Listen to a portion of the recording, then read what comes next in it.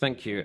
Moving on to buses, questions for Lilli now, I think. So what would you say are the major factors for the success of the bus safety standard? And do you think that the new bus safety action in the progress report will allow you to reach your 2030 target? Yeah, thank you. Again, the key factors are multiple in terms of what's been effective. The bus safety standard itself obviously is a definition of vehicle amendments to help, and it was underpinned by an awful lot of research which helped us pinpoint exactly which aspects of the vehicles are involved in causing harm when collisions occur. So we have things such as intelligent speed adaptation, non-slip fallover within the bus, the removal of wing mirrors to reduce the incidents in which people are hit as pedestrians outside the bus.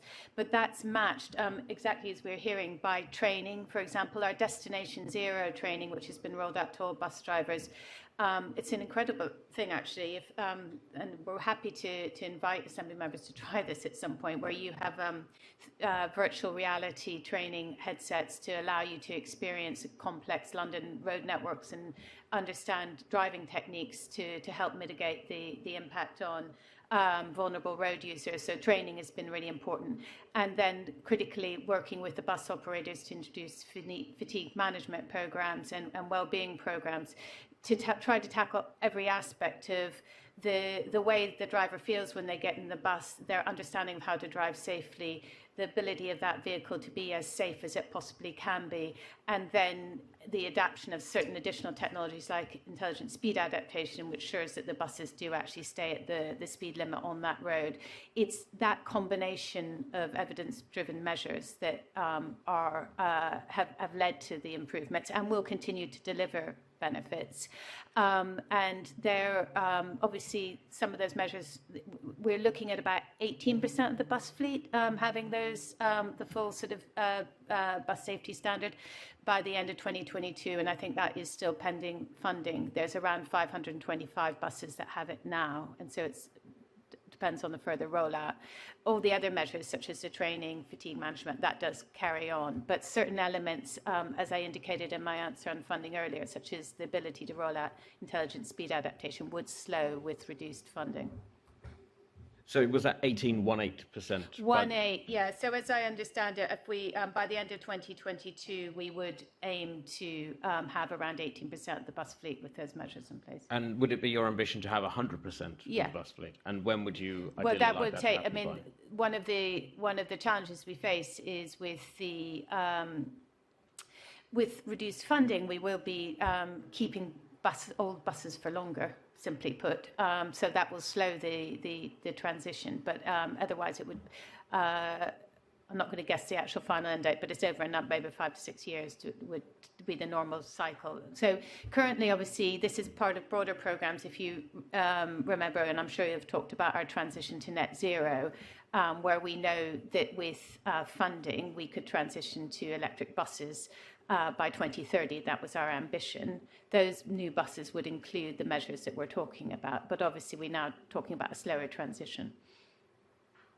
Thank you. At our previous meeting at Vision Zero, we heard some quite compelling evidence from a recently retired bus driver around driver fatigue and the impact that has. So I've got several questions on this. First, how often do you find that driver fatigue is a factor in incidents involving buses, and how is fatigue in general being addressed by TfL, bus driver fatigue, that is? Yeah, thank you. So driving a bus on London's roads is a really challenging job, and we recognise that, and the driver's done an absolutely amazing job driving throughout the pandemic, and we're really grateful for the work they've done. In terms of, and during that time, we've been working with bus operators on this fatigue management programme that I mentioned. From my experience, so fatigue is not classified necessarily in the way collisions are recorded by the police, but obviously it's something when we do follow on detailed surveys into if collisions occur that you could potentially address. It isn't the prime factor at all, and I don't think it even comes out as the main factor, but that's not, I don't want to really undersell that, because I think it's many collisions are multifactorial, so it's quite hard to pinpoint exactly when fatigue might be the key issue, but it's significant enough that it's a core part of our bus safety program, and it's why we're working with all bus operators to have fatigue management plans in place, and we're looking to work with them on, and this relates to just general well-being in the wake of the pandemic as well, a whole health and well-being sort of innovation program, working with bus operators to try to provide the right information and facilities to ensure that bus drivers are well in themselves in their work, because that's all part of helping to manage fatigue. There are options to introduce fatigue detection technology, and with funding we would want to roll that out to around 500 buses this year, and that would be that's a way of potentially monitoring drivers for subtle signs of fatigue, such as eye blinks, and you can understand the kind of technology. We have a similar thing in trams to try to see what we can learn else about managing fatigue.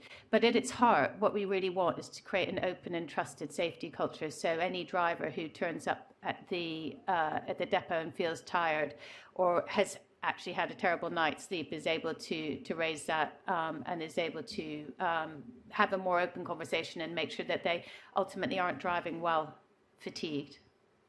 So when you investigate, or when you have oversight of incidents involving buses, is it registered that fatigue could even be a contributing factor to it? Do you collect that information at all? So the investigation, obviously the bus operators are responsible ultimately for their safety, and we support this through the process for investigating collisions. I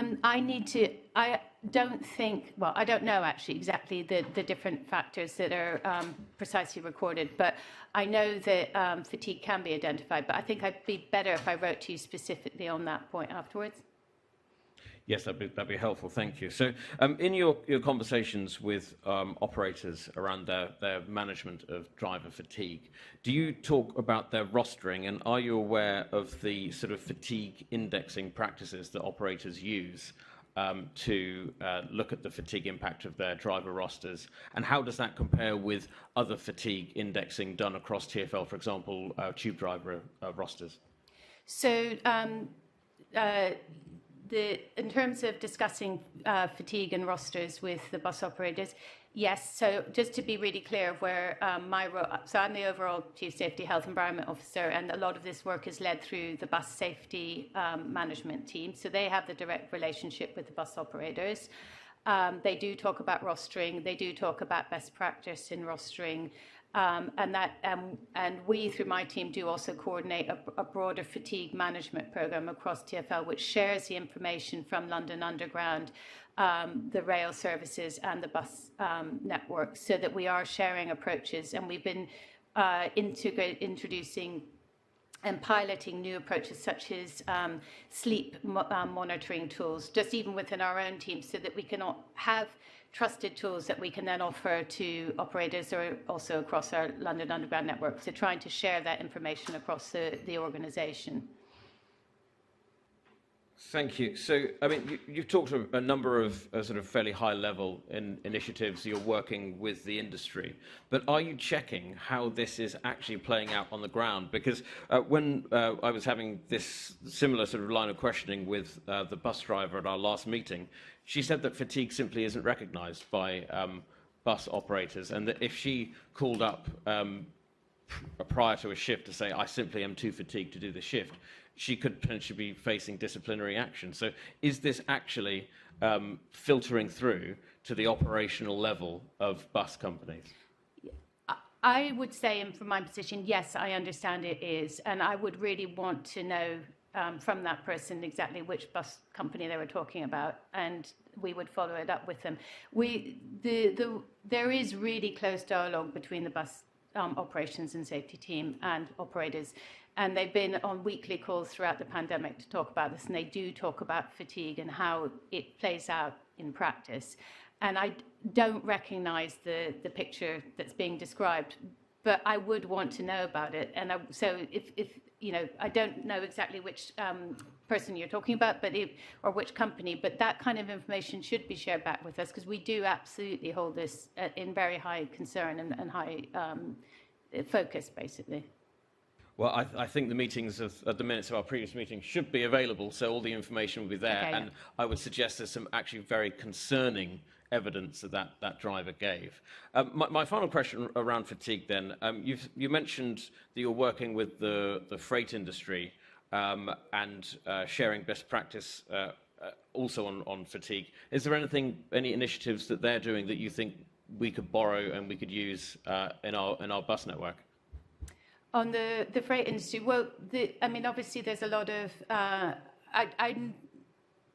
there's nothing that really, I think that I haven't already sort of talked about in terms of fatigue monitoring type information, the management of hours, the focus on well-being. These are sort of tried and trusted and understood fatigue management techniques, which we are trying to take not just from the freight industry, but also from the rail industry, and make sure that they're well understood across all of our operations.